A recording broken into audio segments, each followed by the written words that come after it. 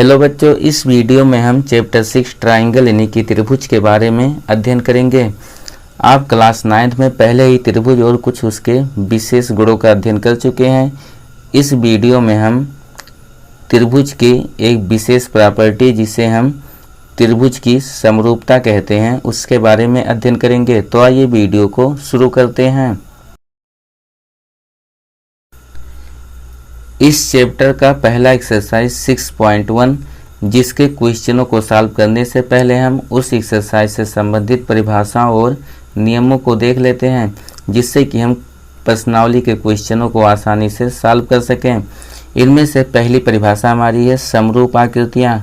हम देख लेते हैं कि समरूप आकृतियाँ क्या होती हैं, क्योंकि हमें इस पूरे चैप्टर में समरूप त्रिभुजों के बारे में अध्ययन करना है, जिनमें से एक आकृति वो भी होगी। अब हम देखते हैं, इसमें बोला है कि वे ज्यामितीय आकृतियाँ जिनका स्वरूप यानी कि बनावट समान हो समरूप आकृतियाँ कहलाती हैं। जैसे कुछ एग्जाम्पल दिए हुए हैं। इनमें से पहले एग्जाम्पल में बोला है कि प्रत्येक वृत्त समरूप होता है। अब हम कुछ वृत्तों को देख लेते हैं कि क्या वे समरूप होते हैं। समरूप का सीधा मतलब बनावट से संबंधित होगा। अब अगर हम यहाँ पर कुछ वृत्तों के चित्र बनाएं, जैसे कि ये पहला वृत्त हो गया, इसी टाइप से अगर हम कुछ और वृत्त देखें, ये मान लीजिए दूसरा वृत्त हो गया, और कोई वृत्त बनाएं, तो इनमें से देखें हम प्रत्येक वृत्त की बनावट समान है। और अगर यहाँ पर प्रत्येक वृत्त, चाहे हम पहला वृत्त देखें, दूसरा देखें या फिर तीसरा देखें, इनमें से प्रत्येक वृत्त की बनावट समान है। इसलिए यहाँ पर बोला गया कि प्रत्येक वृत्त समरूप होते हैं। इसी टाइप से आप वर्गों को देख सकते हैं कि प्रत्येक वर्ग समरूप होते हैं। अगर हम कुछ वर्गों को बनाएं तो यहाँ पर देख लेते हैं, जैसे ये मान लीजिए पहला वर्ग हो गया। इसी टाइप से अगर और वर्गों को बनाएं, यहाँ पे ये दूसरा वर्ग हो गया। इसी टाइप से और अगर वर्ग बनाएं तो यहाँ पे देखेंगे हम, चाहे ये हमारा पहला वर्ग हो, दूसरा वर्ग हो या फिर तीसरा वर्ग हो, तीनों वर्गों की बनावट समान है। इसलिए यहाँ पर बोला गया कि प्रत्येक वर्ग समरूप होता है। तो इन दोनों बातों को आप याद रखिएगा कि प्रत्येक वृत्त समरूप होता है। उसके बाद दूसरा बोला है कि प्रत्येक वर्ग समरूप होता है। इसी टाइप से कोई भी समान भुजाओं वाला समबाहुभुज हो वो एक दूसरे के समरूप होगा। जैसे कि एग्जाम्पल में समबाहु त्रिभुज हम बोल सकते हैं, प्रत्येक समबाहु त्रिभुज एक दूसरे के सापेक्ष समरूप होगा। अब हम अगला डेफिनेशन देखते हैं।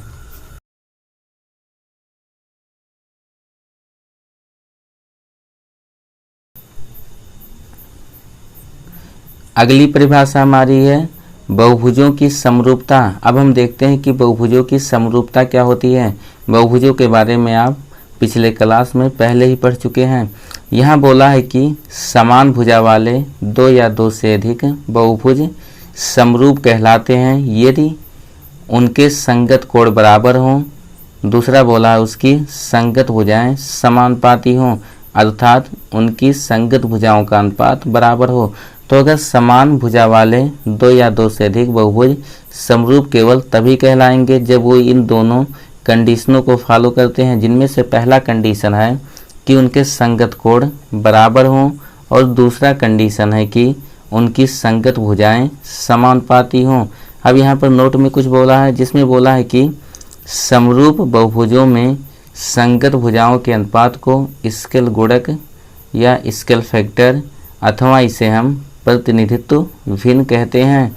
जैसे कि एग्जाम्पल के लिए मान लीजिए कोई हमारे पास समरूप बहुभुज, जैसे कि मान लेते हैं कि त्रिभुज है। अब एक मान लें यहाँ पर एक त्रिभुज ABC है, और दूसरा त्रिभुज हम मान लेते हैं जो इसके समरूप है, इसका नाम PQR है। अगर हम मान लें यहाँ पर कि भुजा यहाँ पर AB भुजा PQ के संगत है, तो इनका जो अनुपात होगा यानी कि AB बटे PQ होगा। इसी को हम स्केल फैक्टर कहते हैं। इसे हम स्केल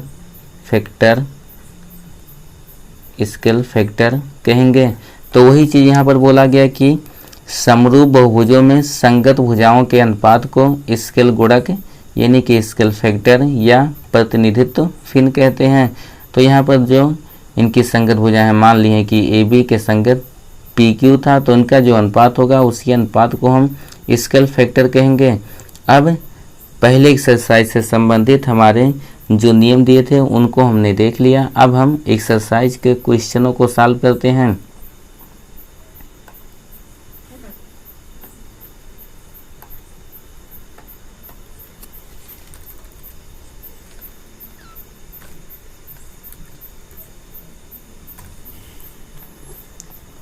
अब अगर हम प्रश्नावली के क्वेश्चनों को देखें तो प्रश्नावली 6.1 जिसका पहला क्वेश्चन है, इसमें बोला है कि कोष्टकों में दिए शब्दों में से सही शब्दों का प्रयोग करते हुए रिक्त स्थानों को भरिए। अगर आप पिछले नियमों को सही से देखे हैं तो यहाँ पर आप प्रत्येक क्वेश्चन का आंसर आसानी से दे सकते हैं, जिनमें से पहले का पहला क्वेश्चन है जिसमें बोला है सभी वृत्त, उसके बाद खाली जगह, फिर बोला होते हैं, क्वेश्चन में बोला सर्वांग सम और दूसरा समरूप। अभी आपने देखा जो पहला डेफिनेशन हम पढ़े थे समरूप आकृतियों का, उसका पहला एग्जाम्पल ही था कि प्रत्येक वृत्त समरूप होते हैं, तो यहाँ पर समरूप सही होगा, यानी कि समरूप भरा जाएगा। दूसरा है हमारा सभी वर्ग होते हैं समरूप सर्वांग सम, तो यहाँ पर आप दूसरे एग्जाम्पल में देखे थे कि प्रत्येक वर्ग समरूप होते हैं, यानी कि यहाँ पर समरूप सही होगा। अगला बोला है सभी त्रिभुज समरूप होते हैं, यहाँ पर क्वेश्चन में दिया है कि समद्विबाहु त्रिभुज और उसके बाद समबाहु त्रिभुज, तो वहाँ पर भी ये भी हम बताए थे कि सभी समबाहु त्रिभुज समरूप होते हैं, यानी कि यहाँ पर हम समबाहु भरेंगे। अगला क्वेश्चन बोला है भुजाओं की समान संख्या वाले दो बहुभुज होते हैं समरूप होते हैं यदि उनके संगत कोण, उसके बाद खाली जगह बोला हो तथा उनकी संगत भुजाएं समानुपाती हों, तो अभी हम बहुभुजों के कंडीशन में देखे हैं कि समान भुजाओं वाले दो बहुभुज समरूप कहलाएंगे यदि उनके संगत कोण बराबर हों, यानी कि यहाँ भरा जाएगा बराबर। उसके बाद आगे बोला है तथा उनकी संगत भुजाएं समानुपाती हों, यानी कि यहाँ पर हम भरेंगे समानुपाती। तो वही बोला गया कि अगर समान भुजाओं वाले दो बहुभुज समरूप होते हैं यदि उनके संगत कोण बराबर हों तथा उनकी संगत भुजाएं समानुपाती हों। अगला क्वेश्चन बोला है कि निम्नलिखित युग्मों के दो भिन्न भिन्न उदाहरण दीजिए। इनमें पहला बोला है समरूप आकृतियाँ, तो समरूप आकृतियों का भी आप एग्जाम्पल पहले ही देख चुके हैं कि जैसे सभी वृत्त समरूप होते हैं, सभी वर्ग समरूप होते हैं। दूसरा बोला है ऐसी आकृतियाँ जो समरूप नहीं हैं, एग्जाम्पल के लिए हम आयत मान लेते हैं। यहाँ पर प्रत्येक आयत एक दूसरे के सापेक्ष समरूप नहीं होते हैं, या फिर कोई और हम बहुभुज मान लेते हैं जैसे कि समद्विबाहु त्रिभुज। अगर हम देखें तो प्रत्येक समद्विबाहु त्रिभुज भी समरूप नहीं होता है। तो पहले का एग्जाम्पल वृत्त व वर्ग हो जाएगा, जबकि दूसरे का अगर हम एग्जाम्पल देखें तो दूसरे का एग्जाम्पल आयत व समद्विबाहु त्रिभुज हो जाएगा। तीसरा क्वेश्चन हमारा बोला है कि बताइए निम्नलिखित चतुर्भुज समरूप हैं या नहीं। अगर हम इन चतुर्भुजों को ध्यान से देखें तो पहले चतुर्भुज का नाम है PQRS और दूसरा चतुर्भुज हमारा है ABCD। यहाँ पर देखा जाए तो दूसरा जो हमारा चतुर्भुज है इसका प्रत्येक कोण समकोण है, जबकि पहले चतुर्भुज के कोणों के बारे में कुछ नहीं बोला है कि ये समकोण है या फिर और कोई कोण है। तो यहाँ पर जो हमारा पहला कंडीशन था बहुभुजों की समरूपता में कि समान भुजाओं वाले दो बहुभुज समरूप कहलाएंगे यदि उनके संगत कोण बराबर हों, तो यहाँ पर हम देखें तो इनके संगत कोण बराबर नहीं है, इसलिए ये दोनों बहुभुज समरूप नहीं होंगे। अच्छा, यहाँ अगर देखें तो दूसरा कंडीशन फॉलो हो रहा है जिसमें बोला था कि इनके संगत भुजाएं समानुपाती हों। यहाँ पर देखें तो उनकी संगत भुजाएं समानुपाती होंगी, लेकिन संगत कोण बराबर ना होने की वजह से ये दोनों चतुर्भुज समरूप नहीं होंगे। तो इस प्रकार से हमने एक्सरसाइज 6.1 के क्वेश्चनों को सॉल्व किया। अब हम अगले एक्सरसाइज से संबंधित नियमों और उनसे संबंधित प्रमेयों को देखेंगे, जिससे कि उस एक्सरसाइज के क्वेश्चनों को आसानी से सॉल्व कर सकें। अगला डेफिनेशन हमारा त्रिभुजों की समरूपता है। हम बहुभुजों की समरूपता के बारे में पहले ही अध्ययन कर चुके हैं। उसी टाइप से त्रिभुजों की समरूपता का भी नियम होता है, क्योंकि त्रिभुज भी एक विशेष प्रकार का बहुभुज होता है। इसमें अगर हम देखें तो बोला है 2 या 2 से अधिक त्रिभुज समरूप कहलाते हैं यदि पहला कंडीशन है उनके संगत कोण बराबर हों तथा उनकी संगत भुजाएं समानुपाती हों, अर्थात उनकी संगत भुजाओं का अनुपात बराबर हो। और यही नियम हम बहुभुज के समरूपता में भी पढ़े थे कि समान भुजा वाले दो बहुभुज समरूप कहलाते हैं यदि उनके संगत कोण बराबर हों तथा उनकी संगत भुजाएं समानुपाती हों। अब आगे इसमें अगर हम देखें तो बोला है यदि दो त्रिभुज ABC व त्रिभुज PQR समरूप हैं तो उसे त्रिभुज ABC समरूप त्रिभुज PQR से व्यक्त करते हैं। ये समरूप का सिंबल होता है। यहाँ पर हम लिख देंगे यदि त्रिभुज ABC समरूप है त्रिभुज PQR के तो उस कंडीशन में, तो अभी बोला था इसमें कि यदि दो त्रिभुज समरूप है तो उनके संगत कोण बराबर होंगे तथा उनकी संगत भुजाएं समानुपाती होंगी। अगर उस आधार पर हम लिखें तो यहाँ पर देखेंगे जो कोण हमारा A होगा उसके संगत कोण P, कोण B के संगत कोण Q तथा कोण C के संगत कोण R होगा। और यहाँ पर बोला है कि संगत कोण बराबर है, तो इस आधार पर हम लिख सकते हैं यहाँ कोण A बराबर कोण P, कोण B बराबर कोण Q तथा कोण C बराबर कोण R के होगा। और आगे बोला था कि उनकी संगत भुजाएं समानुपाती होंगी, अर्थात उनकी संगत भुजाओं का अनुपात बराबर होगा। यहाँ पर अगर हम देखें तो भुजा AB के संगत PQ, भुजा BC के संगत भुजा QR तथा भुजा AC के संगत भुजा PR होगा। तो उस आधार पर हम लिख सकते हैं कि AB बटे PQ बराबर BC बटे QR तथा बराबर CA बटे यहाँ पर हो जाएगा RP। अब यहाँ पर त्रिभुजों की समरूपता का कंडीशन पूरा हो गया कि बोला था अगर दो त्रिभुज समरूप है तो उनके संगत कोण बराबर तथा उनकी संगत भुजाएं समानुपाती होती हैं।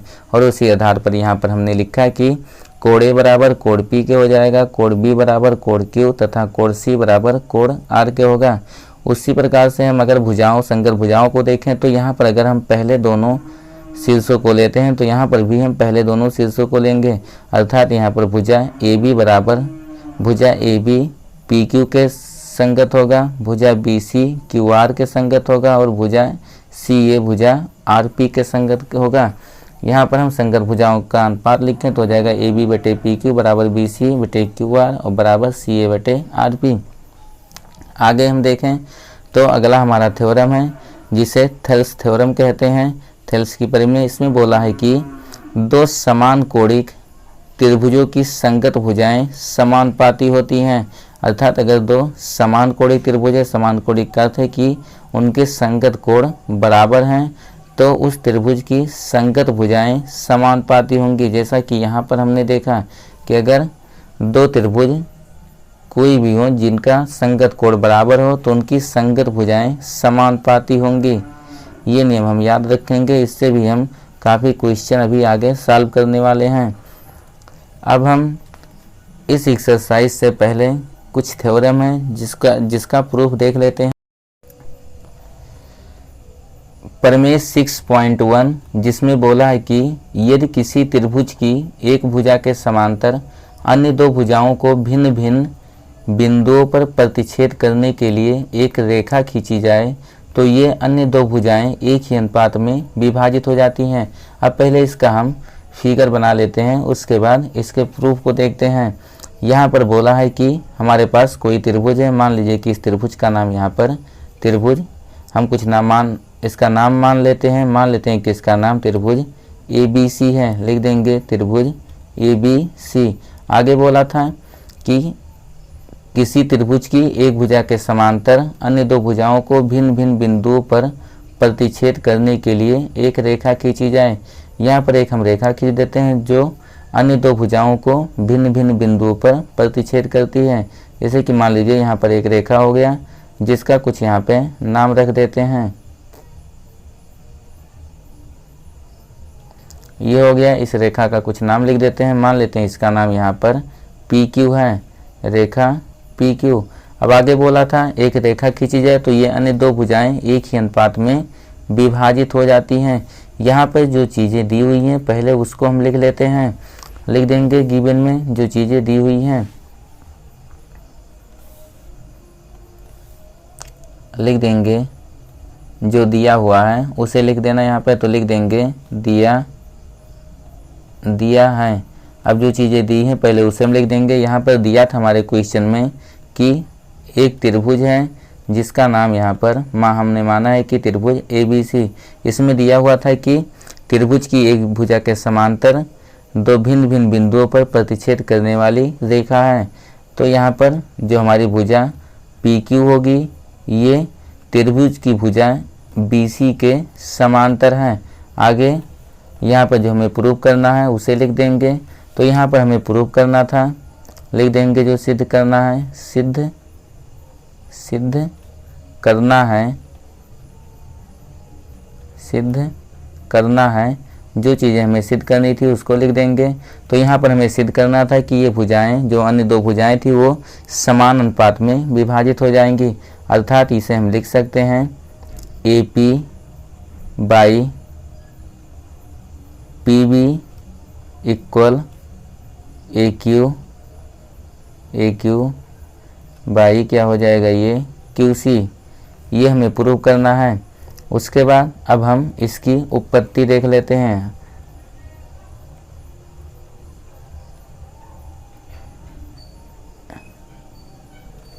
यहाँ पर अगर आप चित्र को ध्यान से देखें तो यहाँ पर हमारे पास दो त्रिभुज हैं, एक त्रिभुज हमारा ABC है और दूसरा त्रिभुज APQ है। यहाँ पर हमारे चित्र में जो भुजा BC थी ये भुजा PQ के पैरेलल है, और अगर भुजा PQ के पैरेलल है तो उस कंडीशन में यहाँ पे जो कोण P होगा कोण B के इक्वल होगा, कोण Q जो होगा वो कोण C के इक्वल होगा, तथा कोण A यहाँ पर कॉमन होगा। इसलिए हमारा त्रिभुज ABC व त्रिभुज APQ दोनों समान कोणिक त्रिभुज होंगे। तो यहाँ पर हम लिख देंगे कि त्रिभुज APQ तथा त्रिभुज ABC तथा त्रिभुज ABC समान कोणिक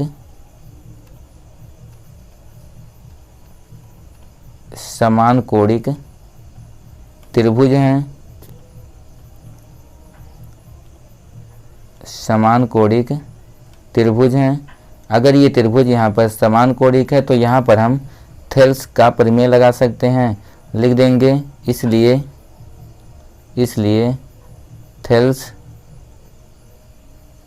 थेल्स की प्रमेय से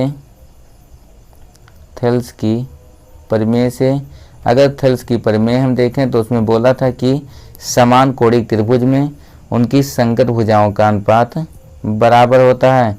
लिख देंगे थेल्स की प्रमेय से त्रिभुज APQ तथा त्रिभुज ABC के लिए, अगर यहाँ पर इसके लिए हम देखें तो लिख सकते हैं, यहाँ पर हो जाएगा AP बटे AB इक्वल ये हो जाएगा यहाँ पर ए क्यू बटे ए सी। आगे यहाँ पर अगर हम अंतरानुपात का नियम लगाएं, क्योंकि हमें प्रूव करना था ए पी बटे पी बी, और अगर हम यहाँ पर ए बी में से ए पी घटा देते हैं तो उस कंडीशन में हमें पी बी मिल जाएगा। तो यहाँ पर हम अंतरानुपात का नियम लगा देते हैं, लिख देंगे अंतरानुपात के नियम से, अंतरानुपात के नियम से, अंतरानुपात का नियम आप समानुपात वाले चैप्टर में पढ़े होंगे। तो यहाँ पे लिख देंगे हम अंतरानुपात के नियम से, अंतरानुपात के नियम से। यहाँ पर अगर हम अंतरानुपात का नियम लगाएं तो यहाँ पर ये हो जाएगा, ऊपर की तरफ ये हो गया हमारा, ये हो जाएगा A P divided by A B minus A P equal, ये हो जाएगा ए क्यू डिवाइडेड बाई ये हो जाएगा ए सी माइनस ए क्यू। अंतरानुपात के नियम में आप ध्यान देंगे कि जो हम बाईं तरफ करें वही काम हम दाईं तरफ भी करेंगे। अगर हम अंश में से हर को घटा रहे हैं तो यहाँ पर भी अंश में से हर को घटाएंगे, और अगर हर में से अंश को घटा रहे हैं तो दूसरी साइड में भी हर में से अंश को घटाएंगे। अगर हम इसको चित्र से देखें तो यहाँ पर ए पी है तो ए पी ही रहेगा, और उसके बाद दूसरा अगर हम देखें हर वाला पर तो यहाँ पर है A B minus A P. अगर हम ए बी में से ए पी घटा देते हैं तो उस कंडीशन में हमारा केवल पी बी बचेगा, अर्थात यहाँ पर इसकी जगह पे हम लिख सकते हैं पी बी। इसी प्रकार से अगर हम दूसरी तरफ देखें तो अंश में ए क्यू है, ए क्यू हो जाएगा, और अगर हर में देखें तो यहाँ पर ए सी माइनस ए क्यू है, और ए सी माइनस ए क्यू के जगह पे हम यहाँ पर लिख सकते हैं क्यू सी। और वही चीज़ें हमें प्रूव करना था। यहाँ पर हमें प्रूव करना था कि ए पी बटे पी बी इक्वल ए क्यू बटे क्यू सी, और वही हमारा प्रूफ भी हो गया। अब आगे हम इस थ्योरम की सहायता से इस एक्सरसाइज से पहले कुछ महत्वपूर्ण एग्जाम्पल दिए हैं जिनको हम पहले देख लेते हैं, उसके बाद हम एक्सरसाइज के क्वेश्चनों को सॉल्व करेंगे।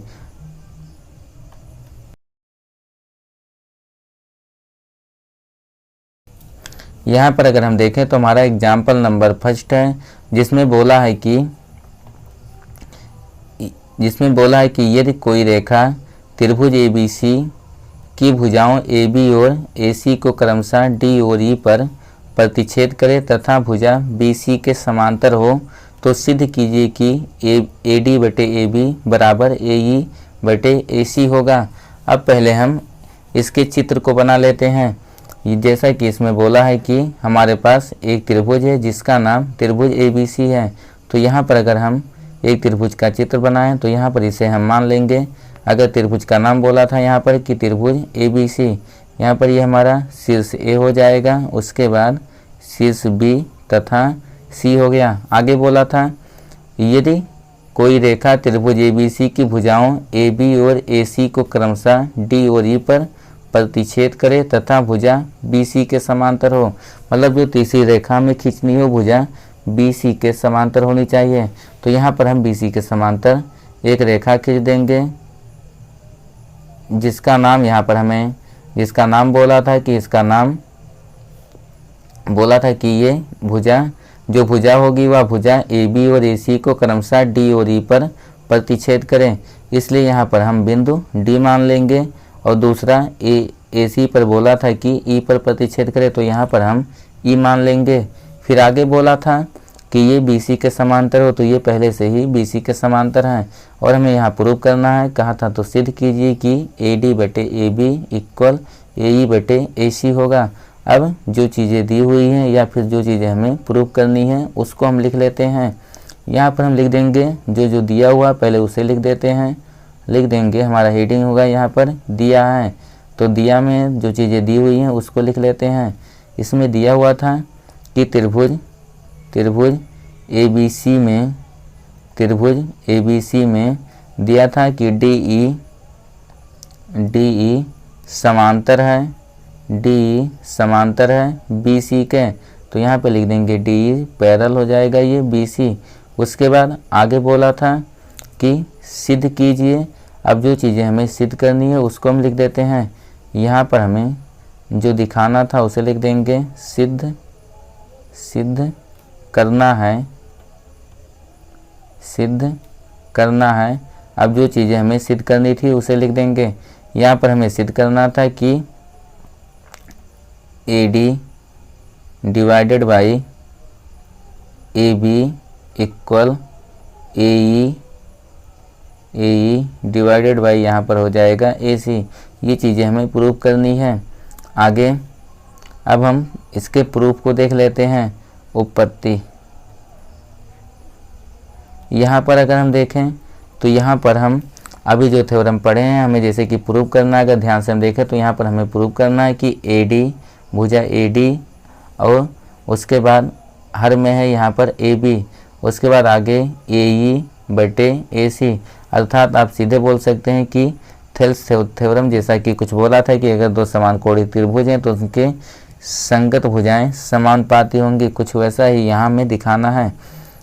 आगे यहाँ पर हम देखें तो ये दोनों त्रिभुज समान कोणिक होंगे, या दूसरी टाइप से हम जो थ्योरम अभी 6.1 पढ़े हैं उसके प्रयोग से भी लगा सकते हैं, क्योंकि यहाँ त्रिभुज ABC में जो भुजा DE है वो समांतर है। तो यहाँ पर हम लिख देंगे त्रिभुज ABC में DE, ऐसे लिख देंगे त्रिभुज ABC में चूँकि DE भुजा DE पैरेलल है, ये समांतर है भुजा BC के, और अगर भुजा DE समांतर भुजा BC के है तो अभी हम 6.1 थ्योरम में पढ़े हैं कि किसी त्रिभुज की एक भुजा के समांतर खींची गई रेखा जो अन्य दो भुजाओं को भिन्न भिन्न बिंदुओं पर प्रतिच्छेद करती है तो उन भुजाओं के खंडों का अनुपात बराबर होगा। और इस प्रकार से अगर यहाँ पर हम लिखना चाहें तो यहाँ पे लिख सकते हैं, ये हो जाएगा AD बटे DB इक्वल यहाँ पर हो जाएगा AE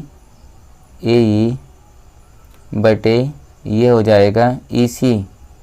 अब आगे अगर यहाँ पर हम देखें तो ऊपर बोला था हमें AD बटे AB लाना था और यहाँ पर बराबर AE बटे AC।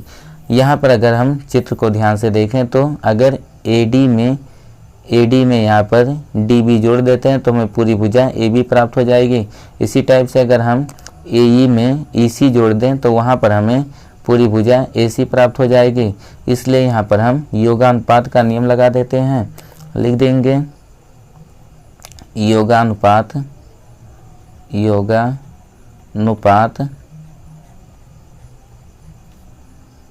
योगानुपात के नियम से, जैसे अंतरानुपात का नियम आप देखें पिछले थ्योरम में जब हम थ्योरम प्रूव कर रहे थे उसी प्रकार से योगानुपात का नियम भी होता है।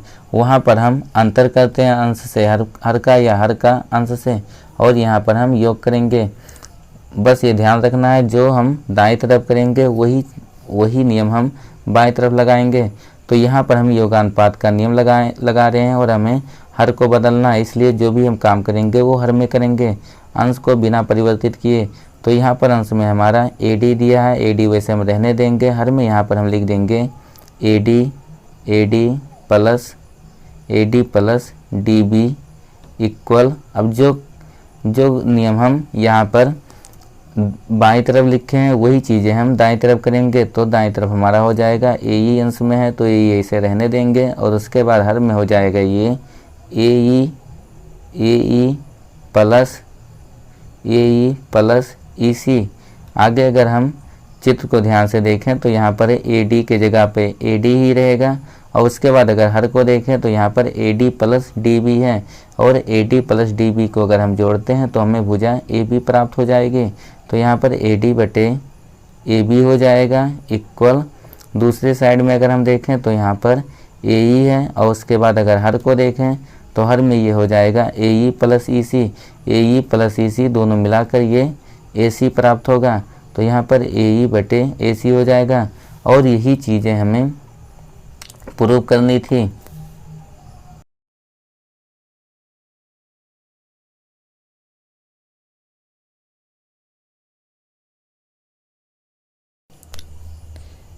एग्जाम्पल नंबर 2 जिसमें बोला है कि ABCD एक समलंब है जिसमें AB समांतर DC है।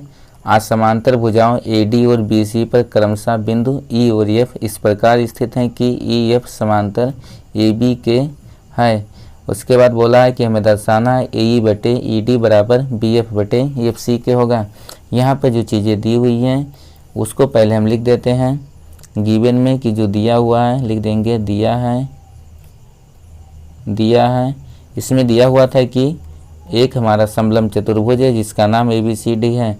लिख देंगे चतुर्भुज ABCD में इसमें बोला था कि चतुर्भुज ABCD में भुजा ABCD के समांतर है, तो यहाँ पे लिख देंगे AB समांतर CD। उसके बाद आगे बोला था कि असमांतर भुजाओं AD और BC पर क्रमशः बिंदु E और F इस प्रकार हैं कि EF समांतर AB। लिख देंगे तथा EF समांतर दिया हुआ था AB के। अगर हम देखें तो यहाँ पर शुरू में पहले दिया हुआ है कि AB समांतर CD के है और बाद में बोला है कि EF समांतर AB के हैं। इस प्रकार से अगर हम देखें तो यहाँ पर तीनों भुजाएं आपस में समांतर होंगी, अर्थात AB, EF और CD तीनों समांतर होंगी। यहाँ पर AB समांतर CD, EF समांतर AB, तो इन दोनों की सहायता से हम लिख सकते हैं कि EF समांतर होगा CD के। आगे जो हमें सिद्ध करना है उसको लिख देते हैं। सिद्ध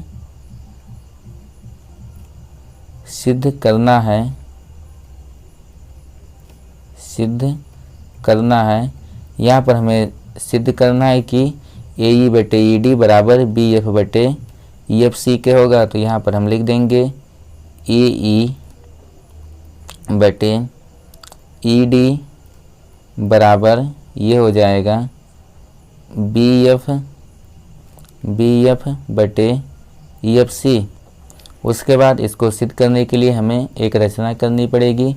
यहाँ पर रचना में हम एक विकर्ण खींच देते हैं, चाहे A को C से मिला देंगे या फिर B को D से मिला देंगे।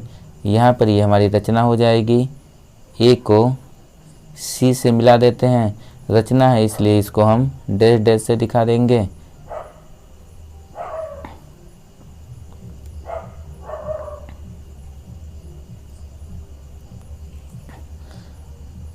आगे अगर हम देखें यहाँ पे लिख देंगे जो रचना की है उसको हम लिख देते हैं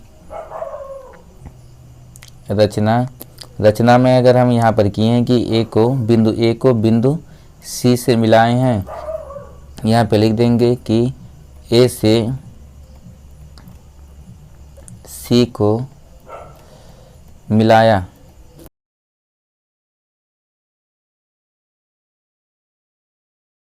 यहाँ से हम रचना क्योंकि हम जो भी अभी इससे पहले प्रश्नावली में थ्योरम पढ़े वो हमारा समरूप त्रिभुजों से संबंधित था और यहाँ पर ये एक चतुर्भुज दिया हुआ था, इसलिए यहाँ पर हमने इसको दो त्रिभुजों में बांट लिया। अभी अगर यहाँ पर हम ध्यान देंगे तो हमारे पास एक त्रिभुज है जिसका नाम यहाँ पर ADC है। यहाँ पर एक त्रिभुज को हम लेते हैं, लिख देंगे त्रिभुज ADC में। यहाँ पर अगर हम त्रिभुज ADC में देखें तो जो EP होगा वह CD के समांतर होगा। लिख देंगे यहाँ पे चूँकि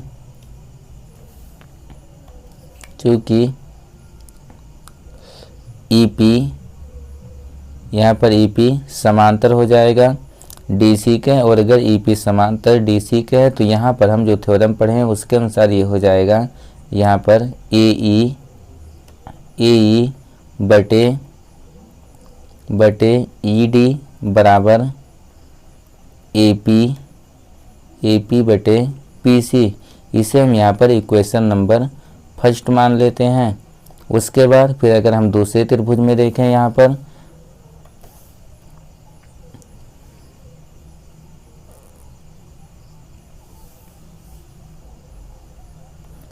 अगर हम दूसरा त्रिभुज लें जो इस तरफ बना हुआ है जिसका नाम ABC होगा, लिख देंगे त्रिभुज ABC में। अगर हम त्रिभुज ABC में देखें तो यहाँ पर PF समांतर AB के होगा। लिख देंगे यहाँ पे चूँकि पी एफ समांतर ए बी, और अगर पी एफ समांतर ए बी के हैं तो थ्योरम के अनुसार यहाँ से हो जाएगा ए पी बटे P C equal B F बटे ई एफ सी। इसे हम इक्वेशन नंबर सेकंड मान लेते हैं। फिर लिख देंगे समीकरण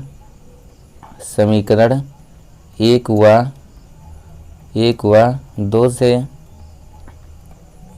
अगर हम समीकरण 1 व 2 को देखें तो यहाँ पर ए बटे ई डी बराबर ए पी बटे पी सी है, और दूसरे में देखें तो ए पी बटे पी सी बराबर बी एफ बटे एफ सी है। यहाँ पर ए पी बटे पी सी दोनों इक्वेशन में है, इसलिए ये दोनों भी आपस में बराबर होंगे। तो यहाँ से हम लिख सकते हैं कि ए ई बटे ई डी बराबर हो जाएगा बी एफ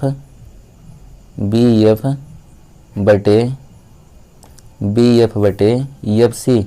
और यही हमें प्रूव करना था कि जो ए ई बटे ई डी होगा वह बी एफ बटे एफ सी के बराबर होगा।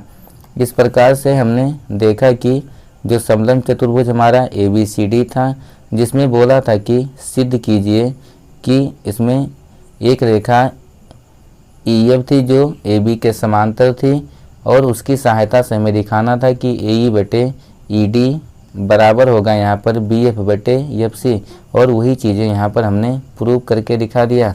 अब इससे आगे के जो हमारे एग्जाम्पल हैं वो आप स्वयं कर सकते हैं। इसके आगे अगले वीडियो में हम एक्सरसाइज के क्वेश्चनों को देखेंगे। अगर आपको ये वीडियो पसंद आया हो तो वीडियो को लाइक और चैनल को सब्सक्राइब ज़रूर करें।